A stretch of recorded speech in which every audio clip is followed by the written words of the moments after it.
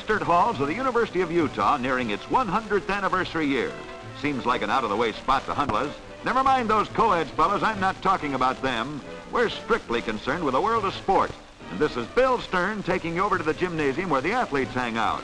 Here's one of the finest, best-equipped buildings devoted to indoor sports in the entire nation. But let's not stand here staring at it. Rather, let's continue the search for our Cinderellas inside. And here they are, Coach Vandal Peterson's Utah Basketball Brigade.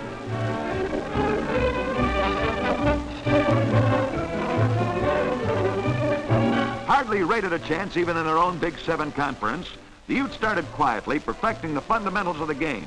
Peterson doesn't believe in wasting shots and spends plenty of time on shooting practice, with accent on the layup. He believes every man should lay up a few shots for a rainy day. A team that's turned out to be one of the most colorful in the land. They have a number of nicknames. The Redskins, which is official, the Blitz Kids, the Cinderella Cagers, and from the Bobby Sox Brigade, Cute Utes. Looks like old rocking chair's got them, but it's just the Peterson system of practicing getting rid of that ball. Volley passing, or tip tossing it's called. And you'll notice they stress accuracy rather than speed. The sitting position keeps them from putting body English behind the pass. Idea is to use fingertips, wrist and arms rather than weight. Comes next foul shooting. Here the Utes are at their best. Now let's meet these cagey characters close up. Introducing Arnie Farron, highest scoring guard in collegiate ranks and playmaker deluxe of the Utah aggregation.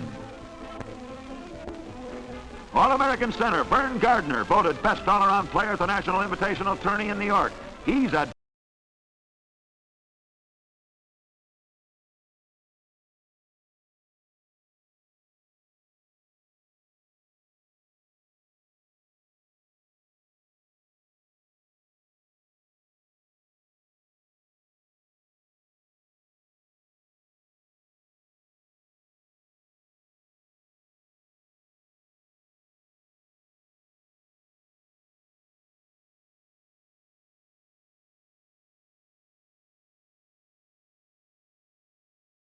dead shot with either hand tied behind him.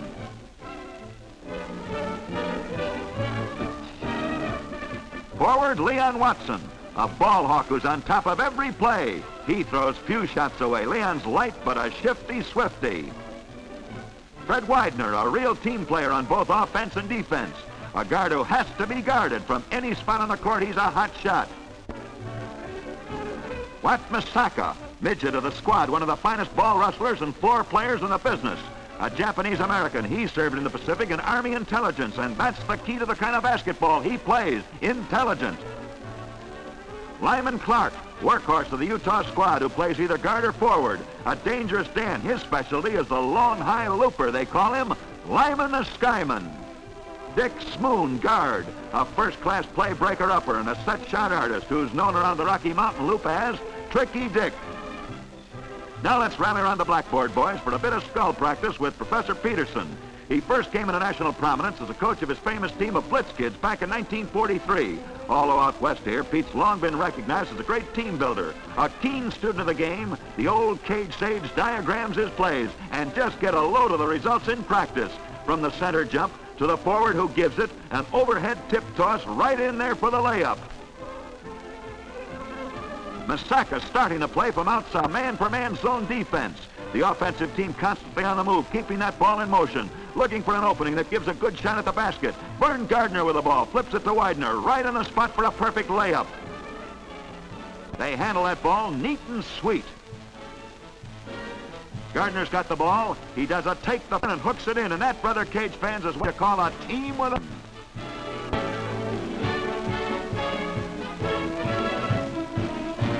Next, one of those diagram plays. Depends entirely on synchronization.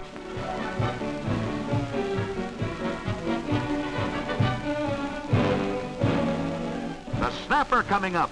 Misaka whips a beautiful pass right in there under the hoop to Gardner for a backward layup. A split fraction of a second off time by either the passer or the shooter, and he'd have shot a blank. Demonstration of individual instead of team timing. Smoon with the ball. Hesitates, dribbles around a guard, and then takes it under the basket. Chief difficulty in guarding this Utah team is every one of them can shoot.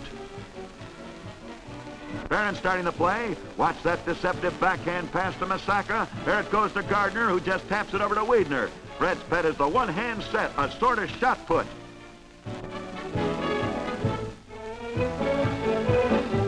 Swish. The Utes started out the season like Cinderella, practically orphans, but where the gal in the fairy tale had a pumpkin for a cook, pumpkin around and make a pie out of it from any old position.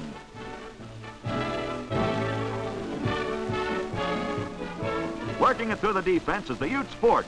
Watch Barron set up this play with a backward overhead lob to Smoon, and the rest is regular routine. Swish.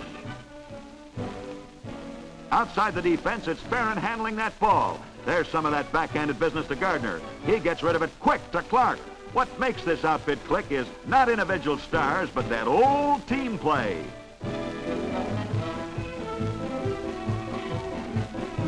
The Redskins get away to a slow start in the regular conference season. They just hadn't learned to pull together. Their timing wasn't quite perfect. Then the combination of Masaka now handling the ball to Leon Watson taking the pass put out the Utah pair.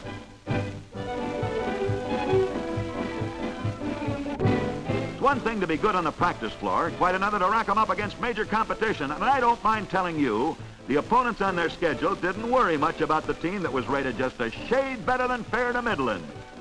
We've given their special stuff the once-over lightly.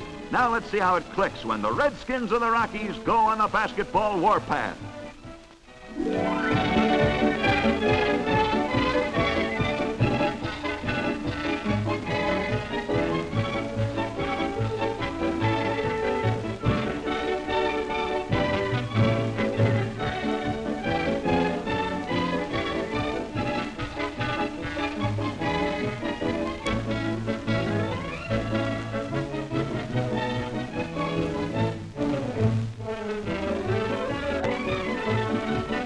It's the night of the ball for our Cinderellas, the National Invitation Tournament in New York.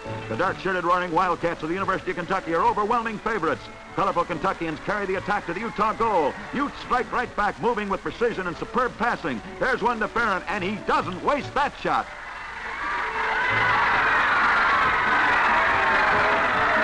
It's now yelling Wildcats taking an early edge, but the Utes keep tying it up with the quality of their ball hawking, the finesse of their team play, and the shooting of All-American Arnie Farron. It's the seesawingest battle of the whole tournament.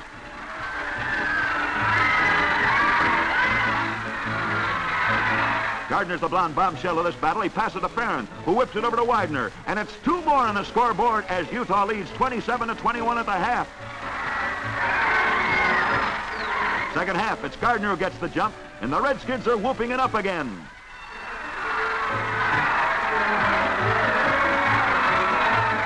They're crowding that Wildcat goal, playing a cool, well-paced game that pays off at the cashier's cage.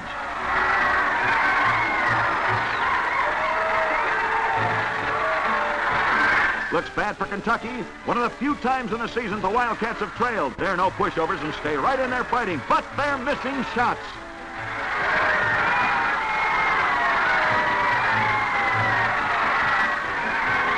Gardner comes up with it, moves to the Kentucky defense zone. There's a perfect pass to Farron, and Arnie hooks it in. Something for Utah backers to howl about.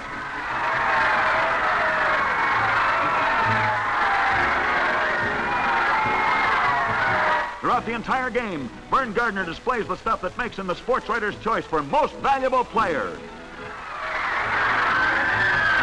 But it's no walkover. Even though our Utes are playing at the top of their game, Kentucky's still in there.